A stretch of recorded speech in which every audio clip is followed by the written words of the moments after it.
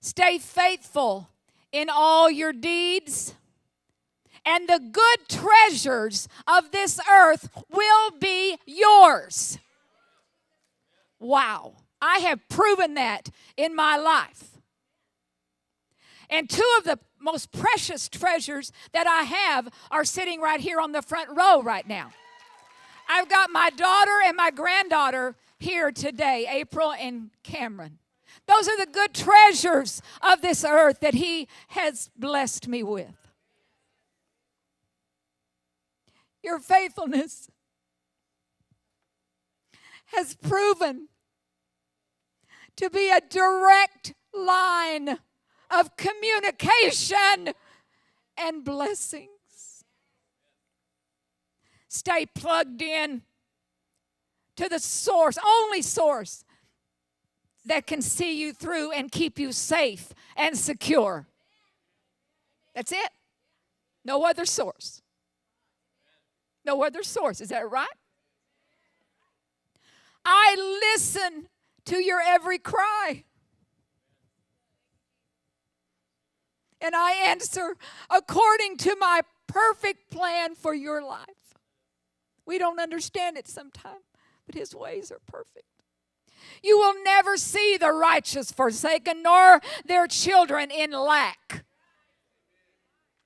But when you stray off track, then you choose to settle for less.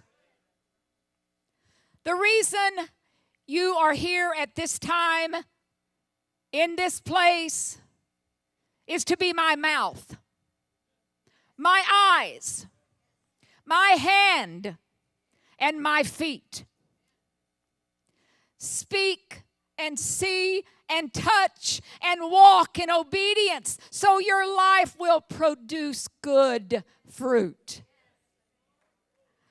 When it is more convenient to pass by, or when your strength is drained and ignoring would be easier, just depend on me to direct you and sustain you for the tasks ahead. Great rewards and treasures untapped await those who stay faithful to my word. Wow, I'm ready for all the treasures that He has. Our lives are producing fruit every day. Every day. What kind of fruit are you up to? What's going on in your life? Are you delicious and sweet? Or are you bitter and sour and maybe a little dried up? Proverbs 12:14 says, from the fruit of his words, a man shall be satisfied with good, and the work of that man's hand shall come back to him as a harvest. Wow. Wow.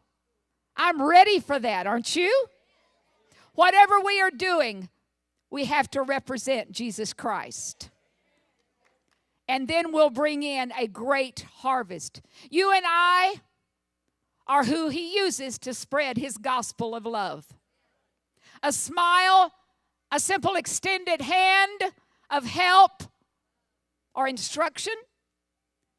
We have the challenge. We have a challenge ourselves to take that extra step and go the extra mile to help someone.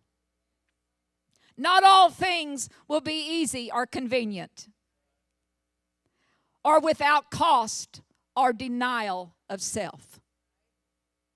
But when we truly realize that what we are doing, we are His mouth, His eyes, His hands, and His feet.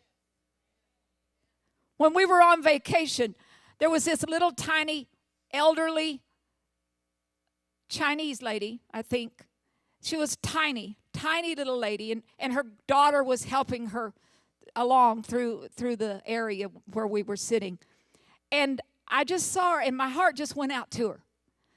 And all I did was just smile at her, and just like this. And she just smiled. I couldn't talk. I couldn't talk that. And it annoyed me when they did. But whenever I smiled, I just smiled at her. You know what? And I began to think, that's the smile of Jesus. That's the smile of Jesus. She felt Jesus when I smiled. And I'm not anything big or better, and you're not anything big or better, but Jesus can be the smile in you. He can be the hand extended. He can be the feet that would go and take some food to somebody. He can do that extra mile. You can go that extra mile with him. It's not always convenient. It's not always what you want to do. I didn't want to interrupt my conversation and just smile at a little Chinese lady.